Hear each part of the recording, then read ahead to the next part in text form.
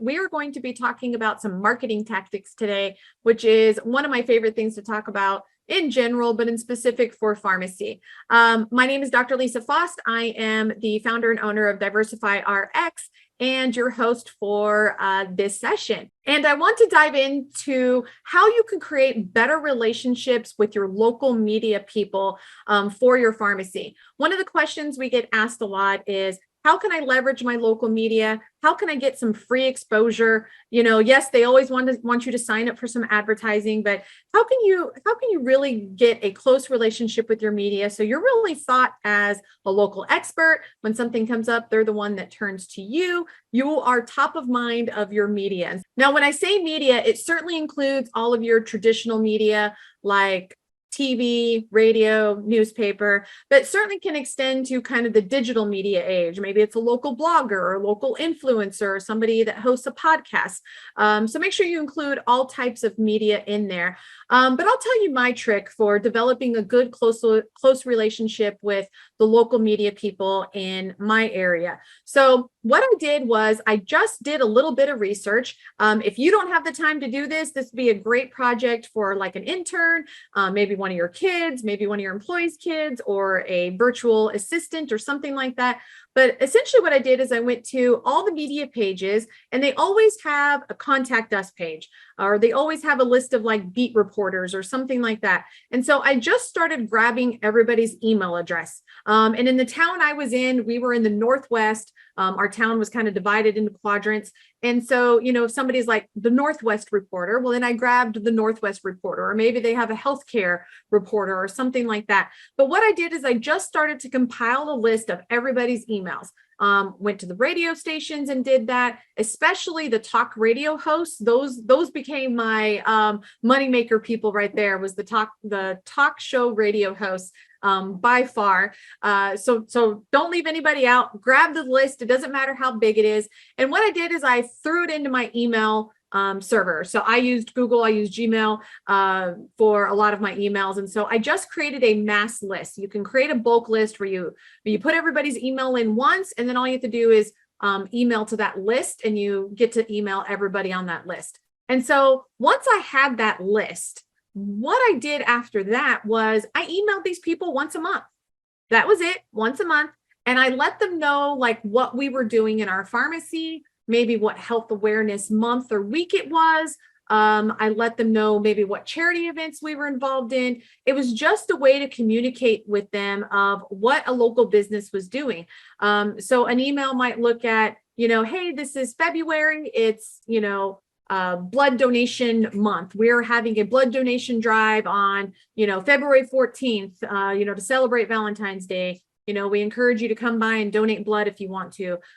It could be, hey, we carry a new drug that was just approved. This drug was approved and it's for this condition. I want you to let you know we stock it.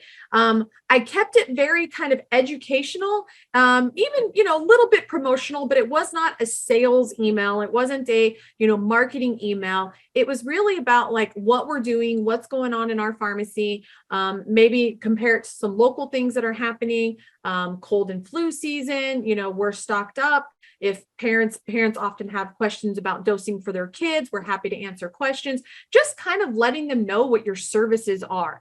And then we just emailed them every month, and it was at the beginning of the month, and we sent them an email, and that was it. We didn't do any other outreach. But a funny thing started to happen after we started sending those out is we would get calls back in from these people. Sometimes it would be from the newspaper, and they would say, hey, we have, 3 inches of blank space in our paper for tomorrow. Can you give us something to put there?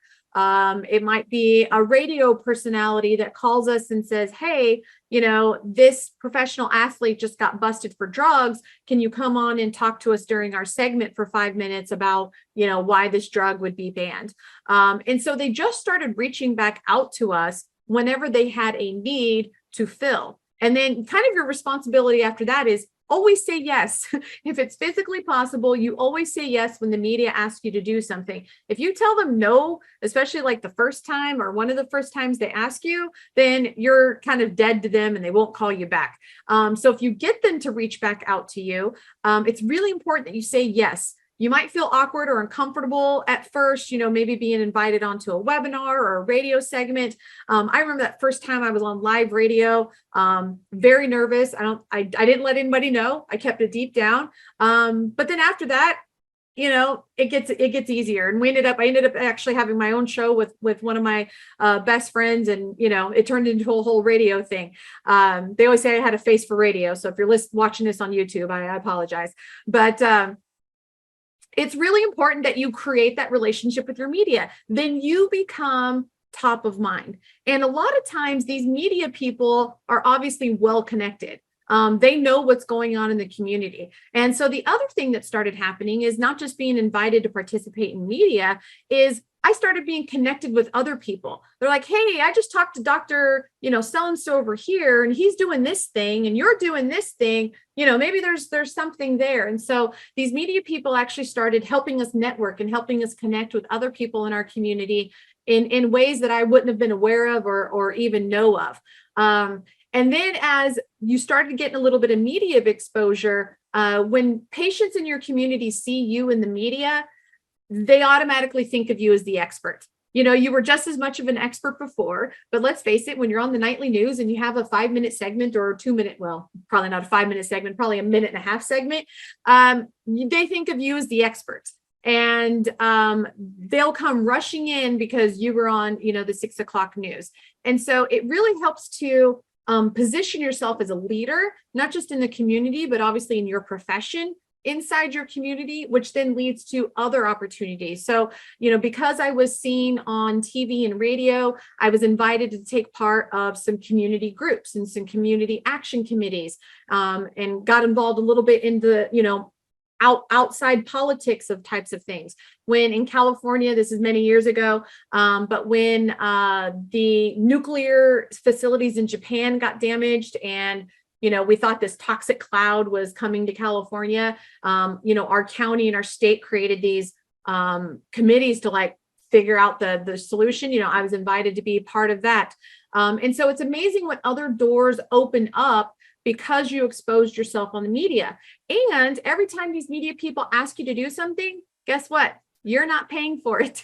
It is free. It's free exposure. Now, a lot of times I did end up advertising with some of these people. It kind of became a thing where I got a free segment, and I realized how much exposure that gave me and how much business it drove. And so we ended up, advertising on radio, or we ended up doing a little stint on TV or something like that.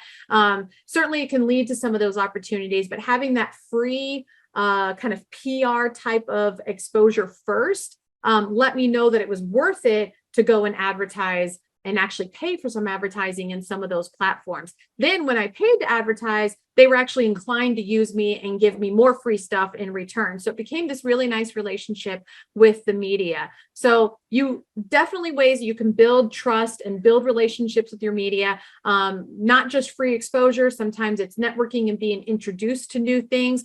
But if you haven't tried this, I highly recommend it. Just once a month email. Basically, once you do the work, I would go back probably every 6 to 12 months and relook at your list. Sometimes somebody leaves one newspaper and goes to another. Sometimes they've added a second beat reporter or something like that. So I would kind of refresh that list once or twice a year, just to make sure that you're relevant and keeping up to date. And don't feel free to include other, kind of influencer type of people, maybe heads of certain charitable organizations in your town or something like that. Include them as kind of like the media. It doesn't have to necessarily be somebody, an employee of a media company, but then send them out monthly emails, and let them know what you're doing in your pharmacy. Let them know that you're a willing participant and you're there for the health of your community. And it's amazing what opportunities might open up for you. So I hope you found this helpful. Go out, create your mailing list. If you have any follow-up questions or comments, feel free to post them below. Feel free to contact me. My direct email is info@DiversifyRx.com. Always happy to answer any questions or any help that you need at all. So go forth, multiply. I hope your pharmacy grows. I hope you're extremely profitable. If you're not profitable, definitely reach out to us. Use our free resources, because I think every independent pharmacy should be profitable and be able to thrive in their community. So hope you enjoy this, and we'll see you next time.